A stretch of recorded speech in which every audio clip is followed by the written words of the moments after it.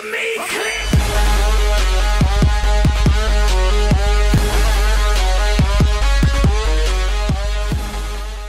What's going on, everybody? My name is Zigga Blaze, and this is episode 3 of my Year 2 Operator Guides. Today, we will be covering the defensive operator Bandit. Bandit's full name is Dominic Brunsmier.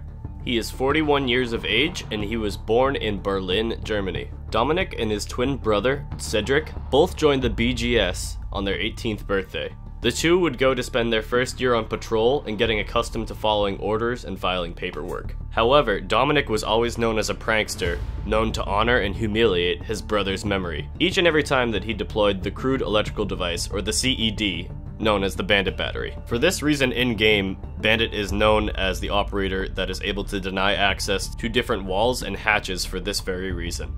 In Dominic's second year with the BGS, he was assigned to join a task force team aimed at quelling the growth and the current threat of the Red Army faction. Following in 2006, he was recruited by the GSG-9 to go undercover, where he would spend 4 years embedded with the Hanover chapter of the Hells Angels. For this reason, Bandit relies on his wits and his cunning for survival. As for his loadout, Bandit has two primary weapons to choose between. The first of the two being the MP7 submachine gun, which is an absolute force to be reckoned with online. He also has the M870 12-gauge pump-action shotgun. Bandit is a very versatile operator with both of his primary weapons, and for this reason, your choice on which weapon you might want to enter into the match with depends completely on the objective you're playing and the given scenario. Some close-range objectives heavily favor his shotgun, where other objectives need long lines of sight held, where that MP7 shines. The attachments that I run on the MP7 submachine gun include the ACOG for 2.5 times magnification long-range engagements with my targets, as well as a flash hider to compensate for my small burst recoil.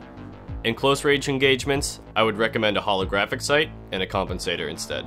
As for his gadget, he has a choice of barbed wire or a nitro cell. Most of the time, I would say that these two choices could be switched between and varied depending on your objective you're playing, but in Bandit's case, he has a very special attribute when it comes to his gadgets. All the other defensive operators in the game have 2 barbed wire allotted to them if they have barbed wire as one of their gadgets. However, with Bandit, he is allotted 3 barbed wire in his kit, which makes him very versatile when it comes to stopping aggressive plays on offense. I would highly recommend that if you're trying to bridge any type of skill gap that you have in this game, that you use the barbed wire over the nitro cell 100% of the time with Bandit.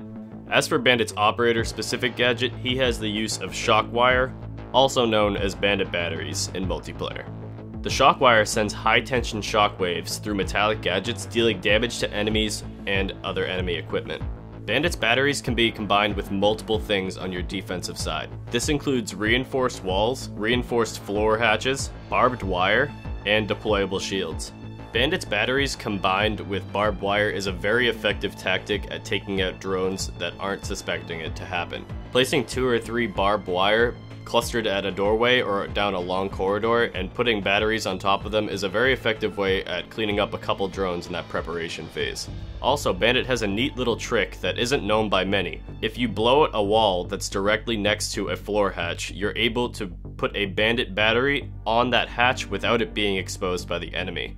What you're seeing here is me demonstrating this right now. You can use either a shotgun, impact grenade, or a nitro cell to blow open the wall next to the floor hatch, place the battery as far back on the other side of the breach as possible, and then reinforce from the other side to create a very sneaky tactic that most Hibanas won't recognize until it's too late. One other very neat trick that can bridge Bandit's skill gap very highly between novice players and players that know him very well is what is well known in Rainbow Six Siege as the Bandit trick. The Bandit trick is the art of bouncing back and forth with a thermite or a Hibana and using the sound that is in the game to help determine where you need to place your batteries when a thermite or Hibana is putting their gadget up against the reinforced wall. If you time it just right, you can hear once thermite places down his gadget or Hibana's pellets hit the wall, and you can drop a battery just in time to destroy their gadget. If you are able to successfully defend one or both breaching operators, then that can put your team in an absolute advantage against the enemy team, denying them access to one of their main entry points. I'll demonstrate this now for you in-game with the audio.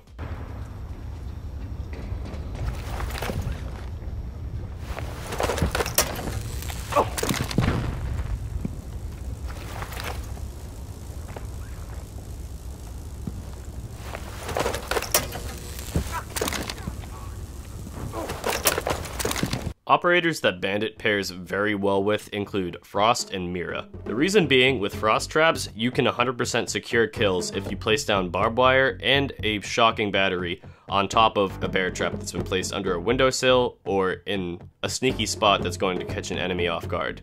Once they're caught in that frost trap, the wire will finish them off if there's no teammate around. What this allows you to do effectively is put frost traps in areas where you might not always be able to secure that kill without risking your own life.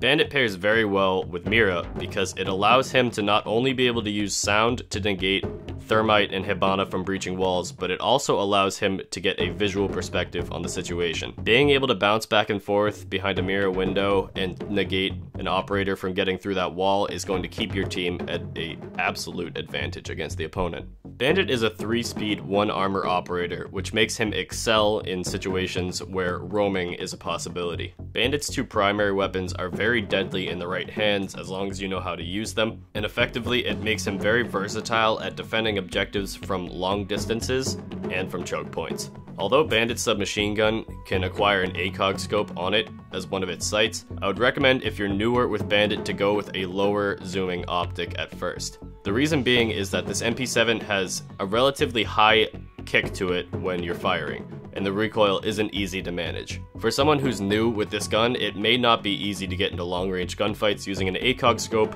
against someone who has an assault rifle that is much more steady. However, if you do catch yourself in a situation where you need to reload your primary or it's not advantageous for you to have a short-range weapon out, Bandit's P12 is always a reliable sidearm to pull out, dealing decent damage with a very large magazine size.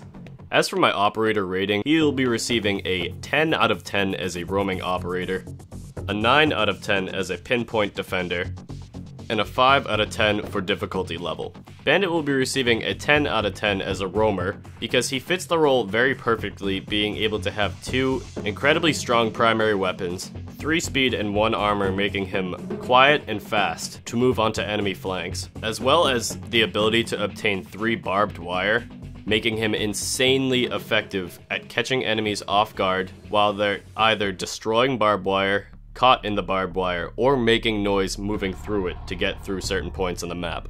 A 9 out of 10 as a pinpoint defender, because a bandit with a very high knowledge of how to play him and use his ability in-game can negate some of the best teams from entering into certain reinforced walls to get onto certain objectives. Being able to be effective with the bandit trick makes Bandit one of the most important operators to have on your team when you need to defend a wall from being breached or a certain line of sight being opened onto an objective. Also, having 3 barbed wire to put around the objective to slow the enemy once they're pushing onto it can also be insanely effective at helping your team pick off targets. As for Bandit's difficulty level being a 5, meaning that he's relatively difficult to master, the reason I say this is because Bandit is a very versatile operator and can be used in a multitude of ways. However, Bandit only becomes very versatile in the right hands of a player who knows what they're doing and has logged multiple hours into this operator. A novice player will not pick up Bandit and be able to excel for his team in the same way that a Bandit with a high knowledge gap of the operator will be able to perform for a team. Alright everyone, that's going to conclude episode 3 of my Year 2 operator guide for Rainbow Six. If you enjoyed, don't forget to leave a like and comment down below what you thought of the video or what I could improve on in future videos in this series. Don't forget to cast your vote on the next offensive operator that I do for this series up in the top right. And as always, I'll see all of you beautiful faces later. Peace out, guys.